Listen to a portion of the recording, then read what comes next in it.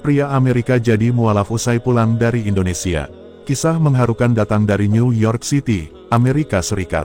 Pria bernama Aaron, bukan nama sebenarnya, memutuskan masuk Islam setelah mengikuti pertukaran pelajar di Indonesia.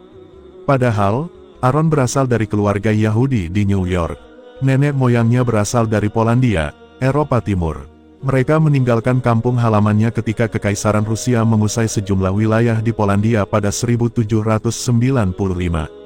Setelah melalui perjalanan panjang, akhirnya nenek moyang keluarga Aaron tinggal dan menetap di New York. Meski beragama Yahudi, keluarga ini bukan Yahudi Ortodoks. Meski harus diakui Yudaisme berperan penting untuk penanda identitas keluarga ini, mereka mengikuti ritual dan perayaan tradisional sambil terlibat dengan masyarakat di sekitar kami, katanya. Sejak usia dini, Aaron mengembangkan bakatnya di musik. Pada remaja, dia sudah menyukai musik eksperimental. Dia terpesona dengan musik tradisional dan alat musik dari berbagai negara. Dia menggunakan suara yang berbeda dan memasukkannya ke dalam komposisi musiknya sendiri.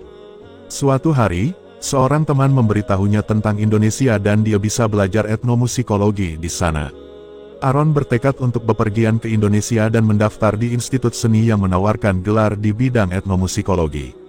Ketika Aaron tiba di Indonesia dan mendaftar di institut, Aaron tidak memberitahu siapapun bahwa dirinya orang Yahudi. Di Indonesia, orang biasanya harus menyatakan agamanya. Aaron hanya menyatakan bahwa dia memeluk agama Buddha. Itu adalah pilihan termudahnya saat itu. Dia khawatir orang akan menunjukkan permusuhan terhadapnya karena dia orang Yahudi. Karena dia tidak mempraktikkan agama sebelumnya, Aaron tidak keberatan mengeklaim bahwa dia seorang Buddha. Aaron tinggal lebih dari 2 tahun di Indonesia. Selama waktu itu dia bergabung dengan banyak proyek musik. Dia berusaha menghindari diskusi keagamaan sebaik mungkin. Dia berkonsentrasi pada musiknya. Dia pun menjadi jauh dengan nilai-nilai Yahudi. Saya jauh dari keluarga saya.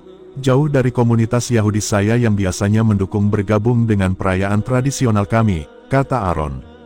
Menurut Aaron, Islam seperti yang banyak dianut oleh masyarakat lokal bukan untuk dirinya.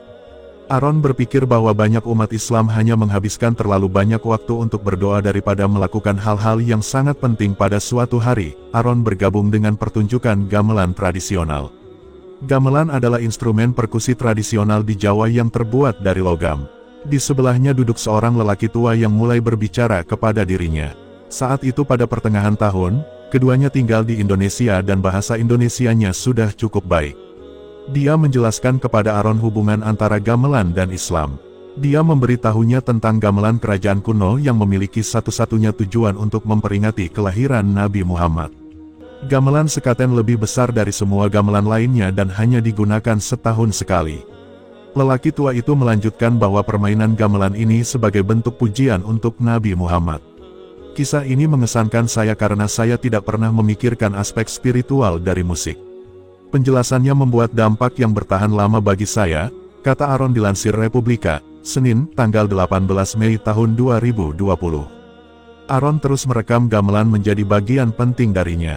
Dia mulai membaca lebih banyak tentang aspek spiritual Islam, terutama yang disebut mistisisme Islam di Indonesia.